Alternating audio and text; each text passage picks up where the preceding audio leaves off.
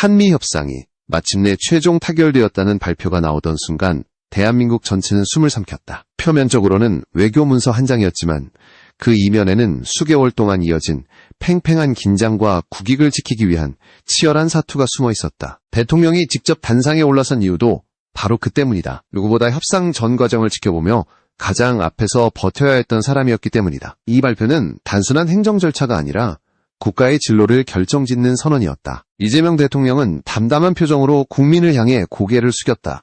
하지만 그 속에는 분명한 메시지가 있었다. 이번 협상은 어느 한쪽이 일방적으로 양보한 결과가 아니라 한미 양국 모두가 받아들일 수 있는 합리적 균형점을 찾아낸 결실이라는 것이다. 국제 정세가 요동치는 시대에 상대의 요구에 끌려가는 것이 아니라 자국의 이익을 지키기 위해 끝까지 버티고 논리로 맞선 외교의 실체가 그 한마디 한마디 속에서 드러났다. 특히 대통령이 강조한 부분은 협상 과정에서 미국 측도 다양한 의견 충돌을 내비쳤다는 점이었다. 정상회담에서는 큰 틀에서 합의가 되었지만 실제 문안 조율 단계에서는 단어 하나까지 다투어야 하는 과정이 반복되었다. 특히 핵연료와 관련된 문구, 우라늄 농축 범위, 사용 후 핵연료 처리 문제는 미국 내부에서도 의견이 갈릴 정도로 민감한 주제였다. 하지만 대한민국 정부는 모호한 표현 하나도 허용하지 않겠다는 원칙을 고수했고 결국 양측이 수용 가능한 명확한 범위를 도출해냈다. 대통령은 또 하나의 중요한 사실을 언급했다. 바로 국민이 우려했던 일부 프로젝트의 투자 형태가 사실상 부담이 되는 것 아니냐는 의심들이 완전히 해소되었다는 점이다. 한국 기업이 감당할 수 없는 비현실적 투자 요구가 있었던 것 아니냐는 일각의 의문도 협상 결과로 완전히 사라졌다. 양국은 상업적 합리성이 있는 사업만을 추진한다는 원칙을 공식적으로 확인했고 이는 향후 산업협력에 대한 투명성을 확보하는 데 결정적인 역할을 한다. 이 발표에서 가장 눈길을 끈 대목은 협력 분야의 확장이다. 기존의 조선, 원전 같은 전략산업에 더해 반도체, 인공지능 등 미래산업까지 협력 스펙트럼이 넓어졌다는 점은 단순한 기술 교류를 넘어서 경제 동맹 수준으로 발전하고 있음을 의미한다. 대통령은 이를 두고 과거 미국이 한국을 도왔던 것처럼 이제는 한국이 미국의 산업 재건에 함께할 것이라고 표현했다. 이는 오랜 동맹의 방향이 과거에서 미래로 전환되고 있음을 상징적으로 보여준다. 그러나 여기에는 단순한 경제 논리를 뛰어넘는 전략적 계산이 숨어 있다. 미국은 세계 최고 수준의 시장과 기술력을 갖추고 있지만 제조 기반의 약화라는 근본적인 문제를 가지고 있다. 반면 한국은 강력한 제조 역량과 혁신 속도를 갖췄다. 두 나라가 서로의 약점을 보완할 수 있는 구조가 형성된 것이다. 대통령이 세계 무대로 함께 나아간다고 표현한 것도 이런 배경 때문이다. 이 선언은 단순한 외교적 수사 이상의 실질적 파트너십의 시작을 의미한다. 발표는 경제와 산업 이야기에서 그치지 않았다. 가장 민감한 안보 영역에서의 진전도 공개되었다. 그 중에서도 핵 추진 잠수함 문제는 수십 년간 한국이 이루지 못했던 수건 사업이었다. 미국이 이 반대급부를 쉽게 내줄 리 없다는 것이 국제사회의 일반적 평가였다. 하지만 이번 협상에서 미국의 지지를 공식적으로 확보했다는 점은 대한민국 안보 전략의 판을 바꿀 수 있는 변화였다. 이는 단지 군사정비의 문제가 아니라 동북아 전략 구도의 파장을 가져올 수 있는 중대한 진전이었다. 대통령은 주한미군의 지속적 주둔과 확장 억제 강화도 다시 한번 확인했다고 언급했다. 단지 문구상의 확인이 아니라 한국의 방위 의지와 미국의 지원 의사가 서로 맞물려 강화된 형태로 확정된 것이다. 전자권 환수 문제 역시 한국이 스스로의 방위 주권을 확립하는 과정에서 반드시 넘어야 할 과제였고 이번 협상을 통해 그 방향성이 명확히 재확인되었다. 그러나 대통령의 목소리가 조금 더 무거워진 순간은 협상의 어려움을 토로할 때였다. 외교적 현장에서 외부의 압력보다 더 버거운 순간이 있었다고 언급했는데 바로 국내 정치권에서의 압박이었다. 정확한 사실관계를 파악하지 않은 채 빨리 합의하라는 목소리, 미국의 요구를 그대로 수용하라는 비판, 반대로 실패하기를 기다리는 듯한 공세는 협상을 맡은 정부 입장에서 가장 견디기 어려운 순간이었다고 했다. 국제무대에서 강대국과 상대하며 버티는 것보다 내부의 정치적 공격을 버티는 것이 더 어려웠다는 고백은 협상의 현실을 그대로 보여주었다. 대통령은 마지막으로 협상에서 한국이 가진 가장 큰 힘은 끝까지 버티는 것이었다고 말했다. 상대방의 요구를 최소화하고 국익을 지키기 위해서는 시간이 걸리더라도 균형점을 찾아야 했고 그 과정이 바로 이번 발표까지 이어졌다는 설명이었다. 이는 단순히 감정적인 발언이 아니라 실질적인 협상 전략이었다. 결국 그 버팀이 협상을 성공적으로 이끌었고 양국이 상식적인 결과를 받아들이는 데까지 도달하게 했다. 발표의 마지막은 명확했다. 이번 합의는 끝이 아니라 시작이며 앞으로도 더 큰 국제적 경쟁과 불확실성이 기다리고 있다는 경고였다. 한국은 국력을 키우고 외교의 지평을 넓혀야 하며 이 과정에서 국민과 기업, 정부가 하나가 되어야 한다는 메시지였다. 외교와 안보, 경제를 아우르는 거대한 전략 전환의 서막을 알리는 말이었다. 한미조인트 팩트시트의 공개는 단순한 외교 성과가 아니라 한국 경제의 구조를 다시 짜는 출발점이라는 점에서 더 큰 의미를 갖는다. 이번 협상에서 가장 주목해야 할 지점은 경제와 안보가 하나의 축으로 결합된 형태로 정리되었다는 점이다. 과거에는 관세 문제는 경제부처가, 안보 문제는 국방과 외교 라인이 각각 따로 다루는 방식이 일반적이었다. 그러나 이번에는 두 분야가 완전히 엮여 있었다. 글로벌 공급망 문제, 전략,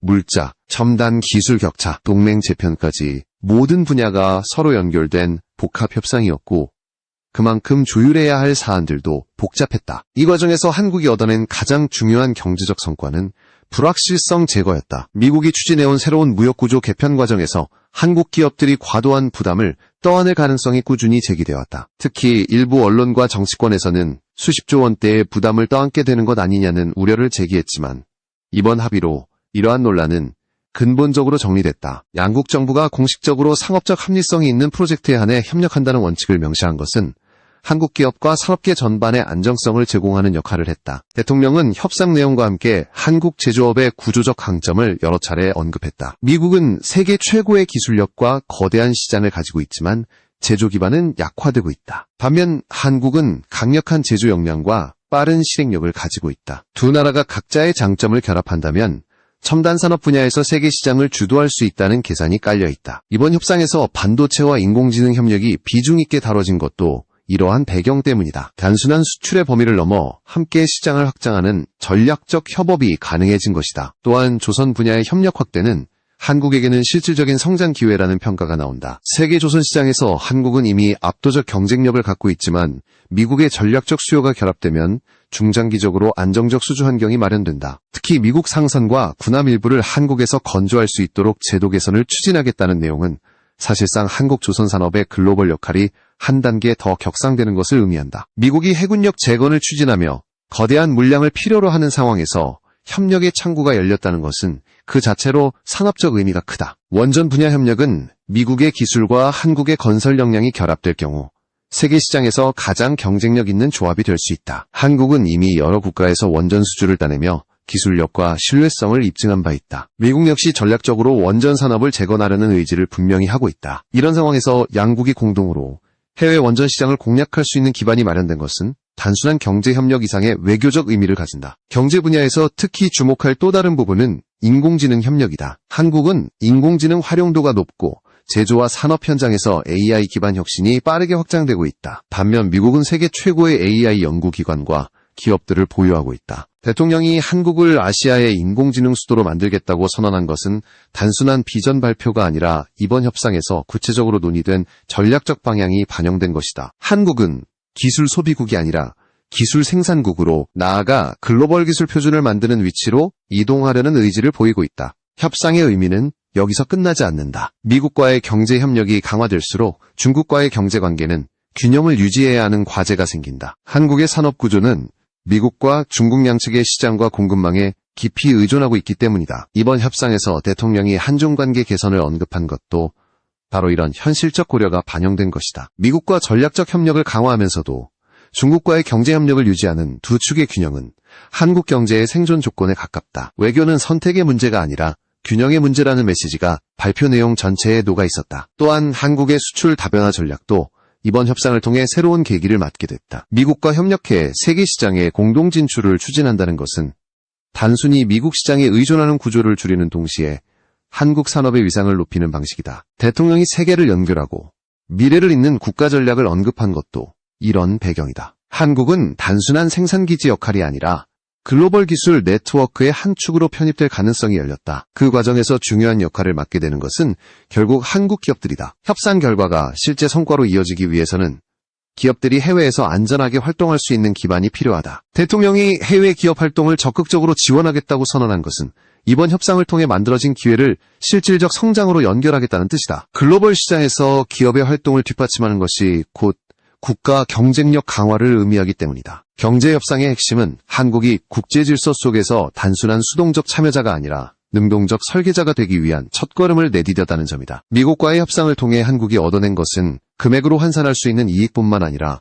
글로벌 산업 구조 재편에서 중심축으로 들어설 기회였다. 이번 발표는 그런 가능성이 현실로 다가오고 있음을 보여주는 신호탄이기도 했다. 대통령의 말처럼 이번 합의는 끝이 아니라 시작이다. 한국은 새로운 경제 질서에서 경쟁력을 유지하기 위해 더욱 강하게 변화해야 하고 동맹과 협력의 틀을 확대해 나가야 한다. 조인트 팩트시트는 단지 종이 한 장이 아니라 한국 경제의 다음 10년을 설계하는 지침서와도 같은 의미를 갖는다. 세계는 더 빠르게 움직이고 있고 한국은 그 속도에 맞춰 새로운 도약을 준비해야 한다. 한미협상의 가장 큰 분기점 중 하나는 미래 산업에 대한 공동 전략이 구체적으로 제시되었다는 점이다. 글로벌 패권 경쟁이 심화되는 가운데 기술과 산업의 축은 빠르게 재편되고 있다. 이번 협상에서 한국과 미국은 단순히 교역 조건이나 세부 절차를 정리하는 수준을 넘어 첨단 산업 전반을 함께 설계하는 구조적 협력 체계를 마련했다. 대통령이 강조한 반도체와 인공지능 협력은 이미 세계 경제의 핵심이 되었고 앞으로의 산업 질서를 결정하는 중요한 기반이다. 반도체 공급망은 최근 몇 년 동안 글로벌 경제의 가장 민감한 영역으로 떠올랐다. 팬데믹 이후 모든 산업이 반도체 부족에 영향을 받았고 국가 안보 차원에서도 반도체 자급률은 전략적 요소로 간주되고 있다. 미국은 자국 내 생산 인프라를 강화하려 하고 한국은 세계 최고 수준의 생산 능력과 기술력을 가지고 있다. 이런 상황에서 양국의 협력은 단순히 산업적 시너지 이상의 의미를 가진다. 글로벌 공급망을 안정시키고 새로운 표준을 만들어가는 과정에서 한국은 핵심 파트너로 자리 잡을 수 있다. 대통령은 인공지능 분야의 협력을 여러 차례 강조했다. AI는 향후 10년간 세계 경제의 판도를 바꿀 기술로 평가되고 있다. 한국은 제조업 중심의 산업 구조를 AI 기반 혁신으로 전환하려는 전략을 추진하고 있고 미국은 세계 최고의 AI 기업과 연구 인프라를 보유하고 있다. 양국의 AI 협력이 이루어진다면 이는 단순한 기술 교류가 아니라 국가 경쟁력 전체를 끌어올리는 구조적 변화로 이어질 것이다. 대통령이 한국을 아시아의 인공지능 수도로 만들겠다고 선언한 것도 이 맥락에서다. 첨단 산업 협력의 확대는 한국의 산업 생태계를 글로벌 수준으로 확장시키는 계기가 된다. 반도체, AI, 로보틱스, 차세대 에너지 기술 등 다양한 영역에서 한미협력은 단순한 경제적 이익을 넘어 새로운 패러다임을 형성할 수 있는 토대가 된다. 한국 기업들의 글로벌 진출이 한 단계 더 도약할 수 있는 기반이 조성된 것이다. 특히 미국의 기술과 한국의 제조력은 서로 보완 효과가 극대화되는 조합으로 평가된다. 이번 협상에서 중요한 의미를 갖는 또 하나의 요소는 글로벌 전략 산업에서의 역할 확보다. 조선, 항공, 에너지 같은 분야는 단순히 산업 경쟁력이 아니라 국가의 안보와 직결되는 영역이다. 미국이 전략 산업의 재건을 추진하면서 파트너로 한국을 선택한 것은 기술력과 신뢰성을 인정받았다는 의미다. 해외 시장에서도 한국의 입지는 더욱 강화될 가능성이 크다. 특히 원전 산업은 미국과 공동으로 해외에 진출할 수 있는 기반이 마련되면서 세계 시장에서 존재감을 더욱 크게 드러낼 수 있다. 한국 기업들은 이미 세계 곳곳에서 다양한 협력 프로젝트를 추진해왔지만 미국과의 공동 진출은 그 자체로 시장 신뢰도를 끌어올리는 효과가 있다. 글로벌 기업들이 한국 파트너와 협력하는 것을 더욱 선호하게 되는 것은 자연스러운 흐름이다. 이는 단순한 홍보 효과가 아니라 실제 계약, 투자, 프로젝트의 확대라는 구체적 성과로 이어질 가능성이 높다. 이번 협상은 기술 중심의 미래 산업뿐 아니라 기존 전략 산업의 경쟁력을 강화하는 방향으로도 이어진다. 조선 분야에서 미국의 상성과 군함 일부를 한국이 건조할 수 있게 되면 이는 단순한 수주 확대 이상의 의미를 갖는다. 미국이 전략적 동맹국에게만 허용하는 민간 분야에서 한국의 역할이 확대된다는 것은 신뢰가 깊어졌다는 증거다. 글로벌 해상 전력 재편 과정에서 한국의 조선 산업은 중심적 역할을 수행할 수 있다. 한국의 제조 역량은 이미 세계적으로 인정받고 있다. 이번 협상은 그 역량을 더 큰 무대에서 활용할 수 있는 기회를 열어준다. 특히 미국 내에서 제조 기반이 약화된 상황에서 한국 기업이 채우게 될 공간은 예상보다 크다. 반도체 공장, 배터리 생산, 첨단 장비 공급 등 다양한 분야에서 한국 기업의 영향력이 확대될 것으로 보인다. 이는 한국 경제의 성장 기반을 강화하는 동시에 국가 간 협력에 있어도 한국의 협상력을 높이는 요소가 된다. 미래 산업협력은 원전 에너지 분야에서도 큰 변화를 예고한다. 한국의 원전 기술은 이미 국제사회에서 신뢰를 확보했으며 미국과의 협력을 통해 더 큰 시장을 공략할 수 있다. 미국은 전략산업으로 원전의 가치를 재평가하고 있고 한국은 건설과 설계, 운영 능력을 모두 갖추고 있다. 이런 상황에서 양국의 협력은 자연스럽게 시너지를 만들 수 있는 구조다. 여기에 더해 새로운 에너지 기술, 친환경 산업, 기후 대응 기술에서도 양국의 협력이 확대될 가능성이 있다. 한국은 기술 개발과 대규모 제조 기반을 가지고 있고 미국은 이를 시험하고 표준을 만들 수 있는 환경을 갖추고 있다. 두 나라가 공동으로 기술을 개발하고 시장에 진출하게 된다면 글로벌 시장에서 새로운 기술 주도권을 확보할 수 있는 기회가 된다. 대통령이 강조한 글로벌 시장 진출은 단순한 수출 확대를 넘어 한국 경제 구조 전반을 미래형으로 전환하기 위한 필수 전략이다. 기존 제조업 중심에서 벗어나 기술 중심의 스마트 제조, AI 기반 데이터 경제로 구조 변화를 추진하는 한국에게 이번 협상은 매우 중요한 분기점이다. 한국이 단순한 생산 기지나 기술 수입국이 아니라 기술을 생산하고 표준을 만드는 국가로 도약하는 기반이 마련되었다. 이 모든 변화의 근간에는 명확한 전략이 존재한다. 한국은 미국과의 협력을 통해 글로벌 공급망에서 중심축으로 자리 잡고 미래 산업의 주도권을 확보하려 하고 있다. 이번 협상에서 논의된 산업협력의 방향은 한국 경제가 앞으로 나아가야 할 길을 제시하는 나침반과 같다. 미래 산업 경쟁에서 뒤처지는 국가는 생존이 어렵다는 현실을 대통령은 이미 직시하고 있었다. 협상에서 보여준 결단과 방향 설정은 한국이 그 경쟁에서 주도권을 얻기 위해 준비하고 있음을 드러낸 것이다. 이번 협상에서 가장 민감하고도 전략적으로 중요한 주제는 단연 핵 관련 사안들이었다. 우라늄 농축 범위의 확대, 사용 후 핵연료 재처리 권한, 그리고 핵 추진 잠수함 건조 추진은 수십 년 동안 한국이 풀지 못했던 난제들이었다.